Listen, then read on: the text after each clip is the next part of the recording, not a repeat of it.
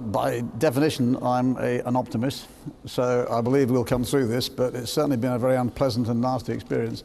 I've been through recessions since the 70s when I first joined Marks & Spencer my first time round. So I've seen the 70s, I've seen the 80s, I've seen the 90s, and I think this one is characterised by the fact that it is a global recession, which we haven't really seen before. It's come in great speed, at great speed. And of course it's nearly had quite catastrophic consequences. And in any business where you are chasing sales down, you're chasing costs down, and particularly in a business which is half its business is clothing, you're chasing inventory down, which is necessarily on a fairly long lead time. It's very hard before you get to some stable position. And I think what we try and say in M&S is, and we do actually do fashion, and the trick is, and I'll take a different example, I get lots of letters from customers who say, well, I was in your store last week and I can't find something. 10 days ago, I had a customer email me on the Thursday morning, said that she couldn't find anything, and I said, where do you live? And she said, I'm in Glasgow. I said, well, I'm going to come to Glasgow tomorrow and take you shopping, which I did. She was quite gobsmacked, I will be honest. But within a half an hour, she got £300 worth of goods she wanted to spend money on. So I gave her £100 and made her pay the other £200, which I thought was quite generous of me, actually.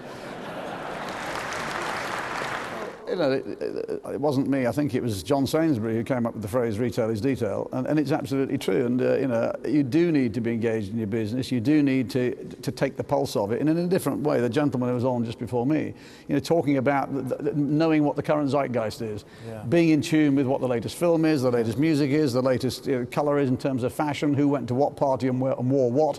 We've been through the Zulu Wars, the Boer War, the First World War, the Depression, the Second World War, the Korean War. We've been through good times and bad times, and fine, it's a bit tough at the moment, but be sure it'll be better tomorrow morning or the week after or the year after.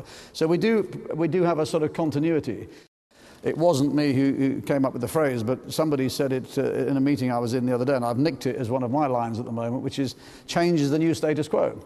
Yeah. You have to keep moving, because otherwise you're dead. Yeah.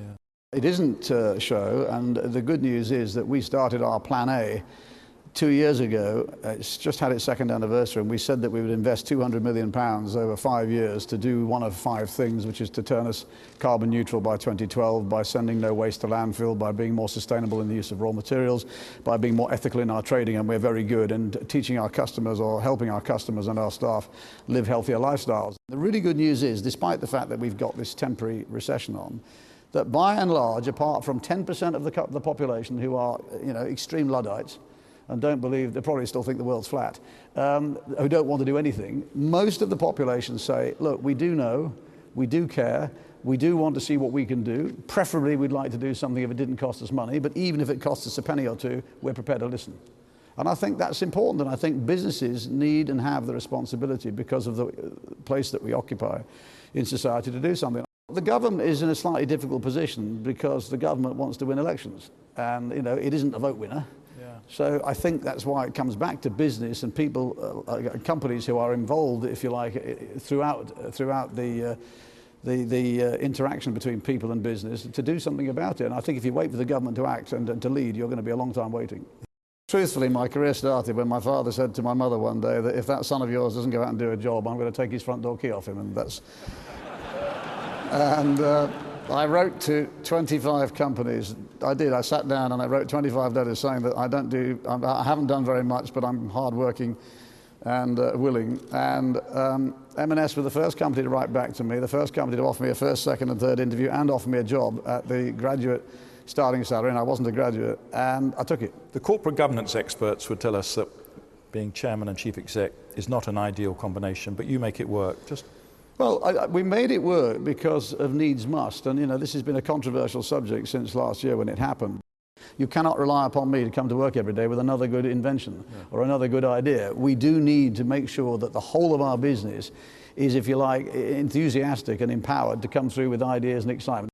I think self-belief is extremely important. Believe in what you're doing. If your plan has got some credibility to it in terms of its common sense, and it actually makes sense, then stick with it. I've seen too many businesses spend too much time pushing a plan out on a Monday morning, expecting a result on a Friday morning, reinventing another plan the following Monday morning, changing it again. I think you just have to be glass half full. I think at the moment, in the current world that we live in, my sense is, and I keep a very close eye, we do a lot of research in the business, we take a lot of external research.